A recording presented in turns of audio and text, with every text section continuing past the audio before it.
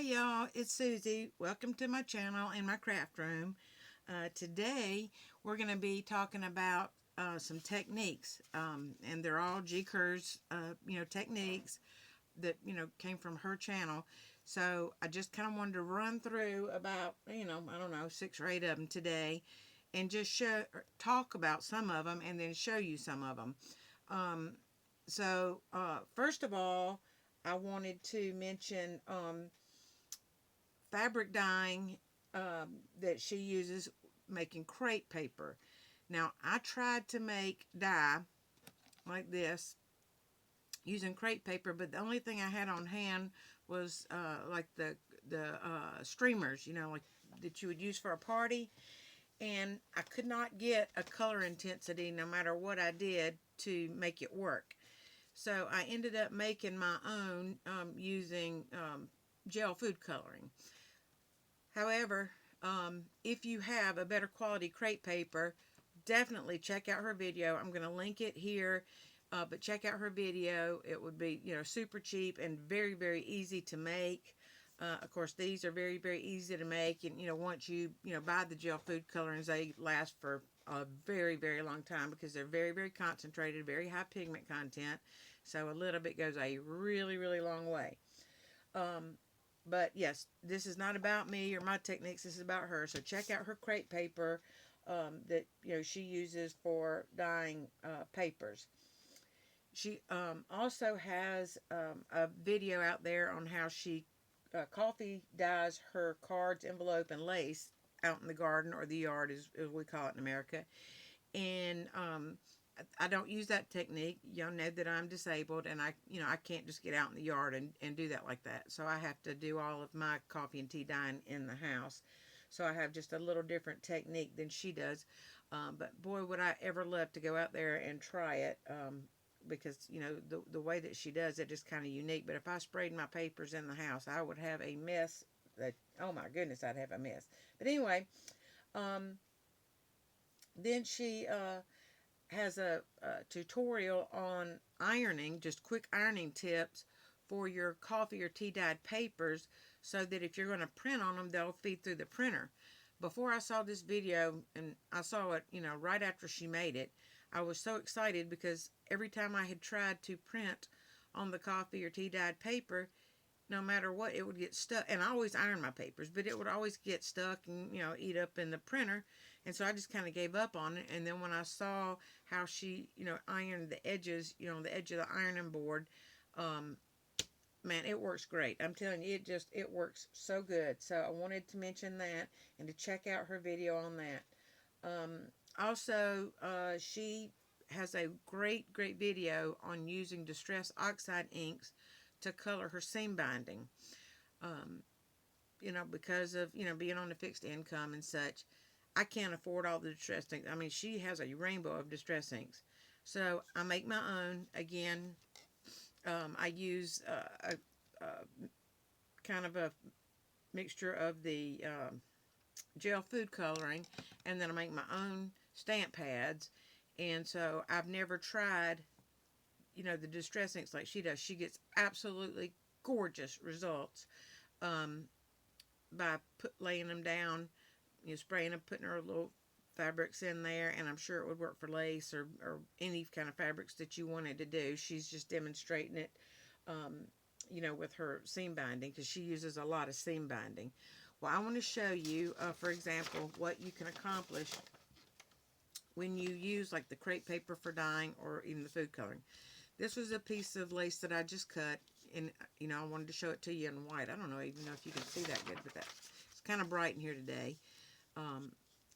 So this is just white, and then I used the coloring, and I literally, I didn't leave a little piece out. Let me get this. And this is probably not gonna. It's really thick, so I don't know that it's gonna take the dye real good, but I just spray that on there. I rub it around in there to pick up all of that, and it did dye nicely. And then I'm just going to let that dry. So that's all, literally all there is to coloring stuff. So, you know, a lot of times when you go to buy colored ribbons, fabrics, seam bindings, whatever, it's more expensive, and then you have to have, you know, a variety of different kinds. So if you make your own, I'm using the crepe paper or the food coloring, you can do your own, let it dry. My experience has been that anytime I dye something, it always comes out a little bit lighter than, you know, what it looks like right now. So I'm going to show you, I'm going to show you, I, this is one of the, I showed you the white, and then this was one that I used the color, and I just sprayed it on there and let it dry. So that's how the color came out on that. Let me put it on here. Maybe it'll show up a little bit better. Oh, that didn't show up too good either. And then, sometimes that would be too bright for my projects. Maybe I want more of a vintage look. And so then I take what I've dyed here and I just dip it in some coffee, and it mutes down that green, and that is definitely more of a vintage look. And so I wanted to share that with you. So definitely try out her crepe paper method of making your colors. Try out her Distress Oxide inks to dye her seam bindings and fabrics with. And then just remember that you can also always use your coffee dye. Now what I did is I had a little bit of coffee left in my coffee pot, and so I poured it in a little tiny container. I stuck it down in there just enough to let it soak up.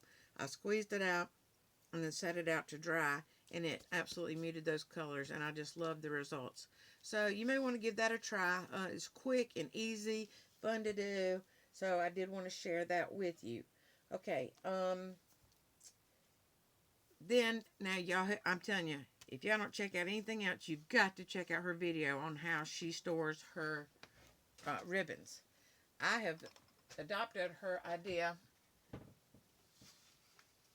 I'm moving a little bit slow, so bear with me today. I fell again last night. This is twice this week that I fell. Alright. And so I can't move around too good today. But I just have this pin, and this big safety pin, and I take these little ball pins, and you don't have to use these. You can use the little safety pins. And I attached each piece of my green ribbon to a separate pin, and then I attached them to this. So when I get ready to use this, if I want this color, I can just take this pin off and use that color, and then it's easy to put back on there. So this is just a fabulous way. I'm going to do my laces the same way. You know, the strips of lace that I have, I'm doing them the same way. Well, I did have these hanging on the back of my door, but getting up and down so often to get them was kind of difficult for me. So what I did was I put a nail in the wall, I hung some hangers up, and I have these hanging on a hanger. Please check out her video. I'm telling you, if you do your ribbons like that, I think you're going to be really, really happy with them. And like I said, mine, I've moved right beside me here, so all I have to do is reach over, and even with them hanging, without even taking any off, I leave them long.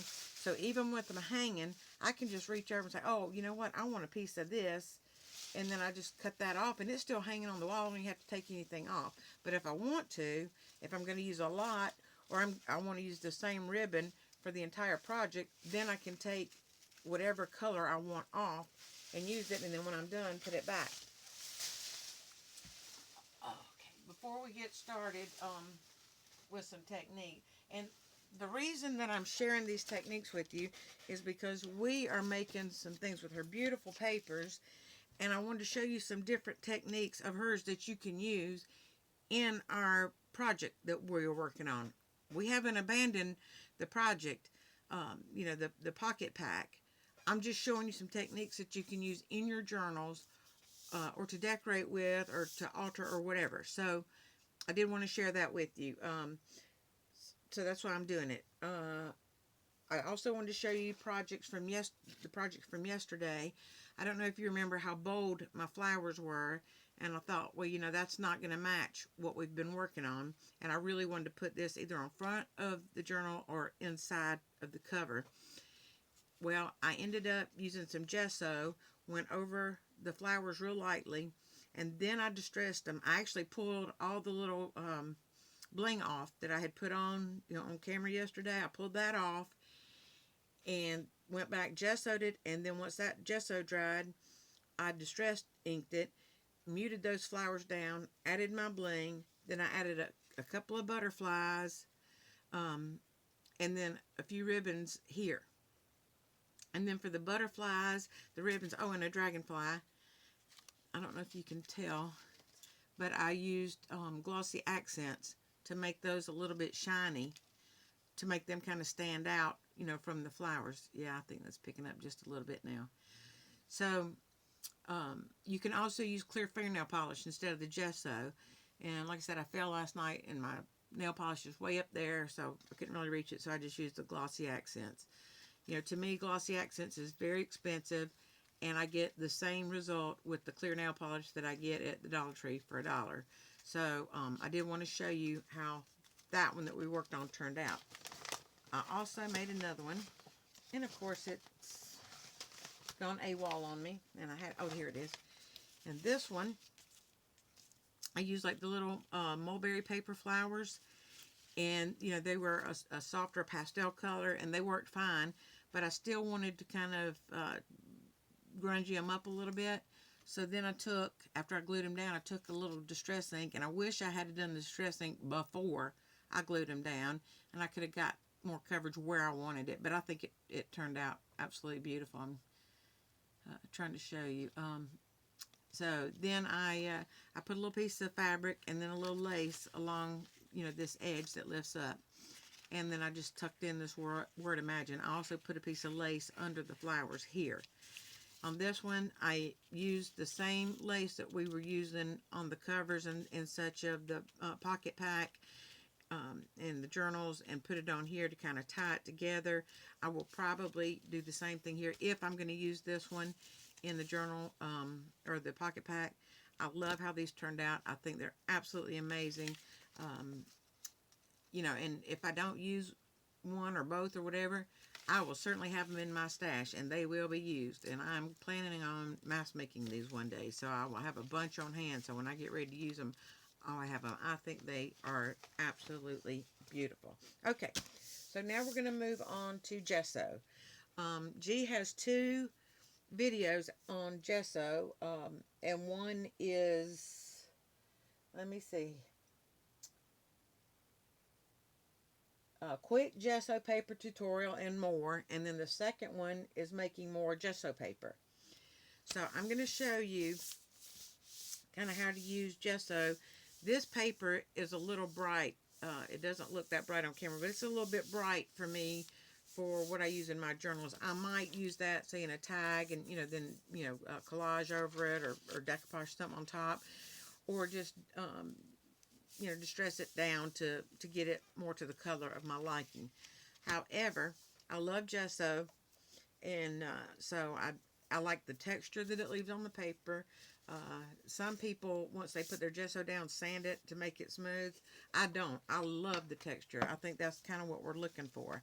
Now, remember yesterday I showed you that I always, for my foam brush, that I have a damp wipe, and then I put my foam brush in here to, keep it damp. I just, once I set it down, I just close that over it, and it keeps my foam brush from drying out. Well, today, since I'm using this brush, and I already used this brush to put the gesso on those flowers, again, I had this, I just stuck it in here, kind of mash that down, set it to the side, and it'll be ready to use and not dried up in a little bit. Now, if I leave it too long, it's obviously going to dry out.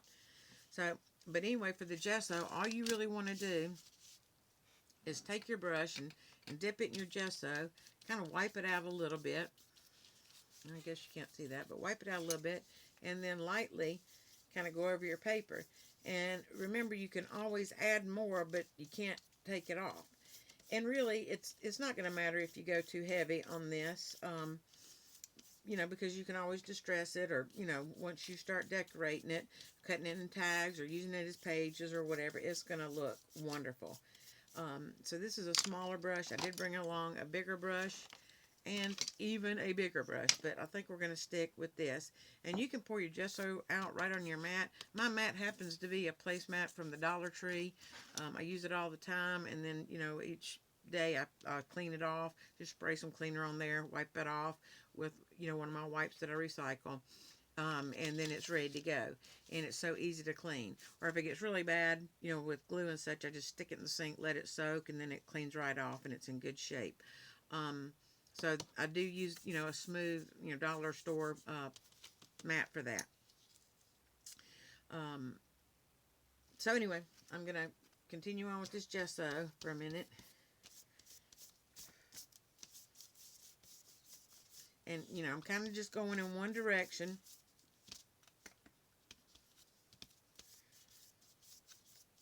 I got a little heavy-handed there, and I am heavy-handed, whether it's gluing or, you know, painting or whatever, just whatever I do, I'm very heavy-handed. Distressing, you know, I have to be real, real careful.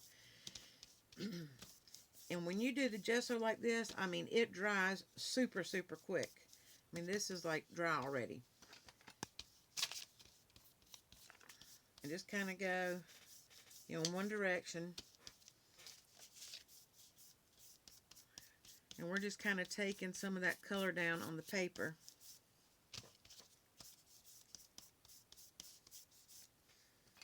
Just so it's not so bold. And if you're using bold colors, then certainly don't cover them up. And I have been working on a journal lately of bold colors, but this isn't one of them. And, you know, I just pulled out a piece of, you know, the 12 by 12 paper to show you. Okay, so I've gone this way with the gesso, and now I'm going to go in the other direction, just kind of lightly, just so it doesn't look so directional. And, you know, you can literally go in any direction you want to, but I can kind of keep up with, you know, what I'm doing by, you know, going one way and then the other. Of course, I could have gone, you know, side to side one way and then, you know, side to side the other way. It just kind of depends on, you know, your style. But definitely you don't want it, you know, one directional. And so now I have muted that down, and I only did half because I really wanted you to see the difference and how these papers look, or the paper looks when you gesso it and when you don't. So I don't know if you can see, but you can still see the color, and it's really pretty. So as soon as this dries, then I'm going to distress over. You don't have to distress over it, but I'm going to distress over it to show you. Now what I'm going to do, I have decided in our little journal for our pocket pack, I am going to gesso every page, and then I'm going to decide whether I want to distress over the top of it or whether I want to use the paper templates like I showed you to do. You know, and then that would be distressed over once you get the paper templates down, but that would still leave you, you know, kind of a white writing spot in the middle of, you know, whatever shape that you use. So that's what I'm definitely going to do with this, but I'm not going to do this on camera because, you know, if y'all watch me do every page, it'd be kind of like watching, you know, my hair grow, and I know that's kind of boring and you don't want to do that. All right. That's not quite completely dry. Of course, the more layers you put on, you know, the wetter that it's going to be. I'm going to go back to this smaller brush. And by the way, G does recommend kind of using a fan brush. Again, I am heavy-handed, and this is what a fan brush looks like. And this one is probably too soft is what the problem is. And you can get them with firmer bristles like this. But when I dip in the gesso and try to wipe it out, and then I go to put it on, I end up kind of with, you know, heavy results. Actually, this one's looking pretty good right now. And this is too small. I mean, it would take me all day just to do this one page. So I'm going to go back to my bigger brush. And, you know, this building, let me just kind of show you. I just turned to a page in a magazine. It happened to be this one. This building is pretty. And I would probably, you know, cut that part off and use that as a tag or, you know, a tuck or something. That's pretty. I would probably put a, you know, a tea bag or something on there. Maybe the Gesso and Distress will, you know, take it down enough, and then cut that bottom piece off. Again, we have a nice, like, little garden scene, scenery. and that would be really pretty. You know, maybe cut that off right there and that off, and use that. It's really pretty, and I think he is, or she, whichever it is gorgeous. So I would definitely use that. So anyway, let me get back to this. And you can take your gesso, and what your gesso will do is take the shine off of your magazine pages. And I did not grab my clear gesso because it's up on the shelf. But you can use clear gesso, and what that'll do is take the shine off your magazine pages as well, and it doesn't mute down your colors. It just takes the shine away. So definitely, if you know like the colors, use the clear gesso. And if you want to mute it down a little bit to make it, you know, more aged or grungy, you know, definitely use the white gesso. And I don't know if you've ever bought gesso, but if you buy gesso, it will always be white unless it says clear. It is very, very difficult to find clear gesso for me unless I order it online. And so I just make my own. But anyway, you see how this looks. It took those shades down. It took the shine off of the magazine page. For the most part, I didn't get a good coverage. But it took the shine off the magazine page, which I don't like the shine. You know, I don't like the shininess. And this is compared to how bright these pictures are that I did not gesso. And so it makes a big difference. It mutes those colors down really nicely. And then, you know, once that's dry, and I believe it's dry enough, I didn't put it on very heavy, then I just go back with my distress ink.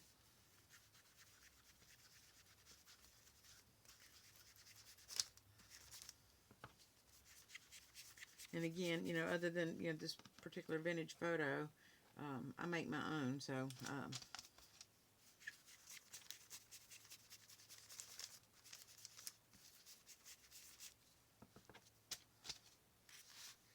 and again, I'm very heavy-handed, so I have to be real careful when I'm distressing. Particularly when you get a juicy pad, man, you can really make a mess with that. But, you know, there's never any mistakes. It can always be fixed. You can, you know, always cover up with paint or gesso or, you know, embellishment. So don't worry. Now look how gorgeous that turned out. It took the shine down. It took the color down. And that is certainly more vintage looking. This definitely looks like something, you know, from the old days, you know. And that would make a beautiful journaling card or tuck spot. So I would just, you know, cut that out, probably exactly around that building, stick it onto a tag or journaling card, and that would be gorgeous. So I did want to share with you, you know, how to use the gesso and the distress ink. Please be sure to remember, you know, if you're going to, you know, continue to use your brushes and not want to wash them out right then because you're going to end up using them again, stick them in a damp towel, whether it's paper towel or like I use a wipe that I, you know, just dampen up. And if you're using a wipe, say a Clorox wipe or some kind of wipe, make sure you rinse all the soap out first, you know. And I reuse my wipes, so, you know, I've used them so many times, there's definitely no soap in them. But anyway, I think you're going to really, really enjoy this. And we're going to go back to this because this is good and dry now. And I just want to distress on this a little bit. And I do have one other color that I'll show you and how it will make a difference in the page. And, you know, color is great. You know, if you're doing, you know, a blue journal, you may not want to use, you know, the vintage photo or a, you know, a brown ink. And so, you know, you can get color distress inks or you can make your own. But I just love how that took that color way down. And now I would definitely use this page. I mean, no doubt about it. I mean, that just turned out so pretty. We'll see if you can see the difference in the where I kind of distressed over the gesso. And you don't have to go that heavy with the distress. You can go, you know, lighter. And that still gives you not a bright white, but it takes it down to a more off-white. So now I want to show you with the other one that I have handy, which is a faded jeans.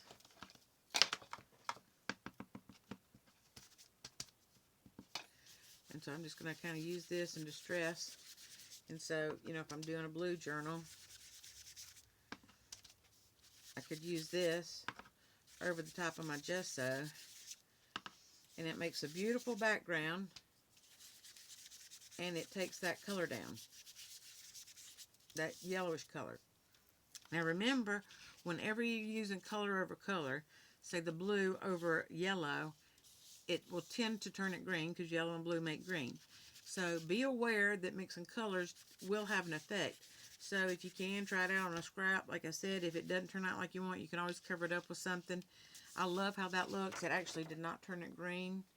It's actually just a very faded blue. That would be absolutely beautiful for a background or a tag. So I wanted to show you that. Now, when G takes the shine off of magazine pages, she actually uses a matte medium gel. I have never used a matte medium gel. I don't even know what it is, or you know what it's good for, or how to properly use it, other than for what she showed. And when I looked it up to see about ordering some, I thought it was pretty expensive. And when I already have gesso, I did not see any need, and I have clear gesso, so I didn't see any need in buying it.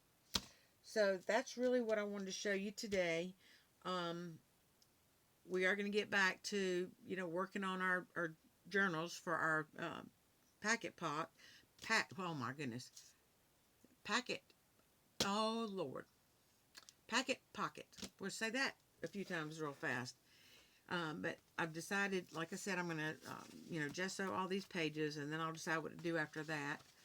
I think in this one, since it has the decorative pages, I have not gone back and distressed these. So what I might do is take a brown paint, dry brush this on here, because, distressing, that's going to take me a good minute to do that. But what I wanted to do before I even decide to sew my signatures in, we know that this and this together, if you're going to use both, make a tight fit into the pocket pack.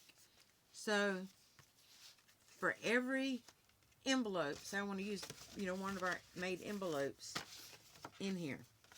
So for every envelope, this happens to be cardstock, so it is thicker than just this copy paper. And it's going to be 2 layers thick. So you're going to have to take out at least 1 page.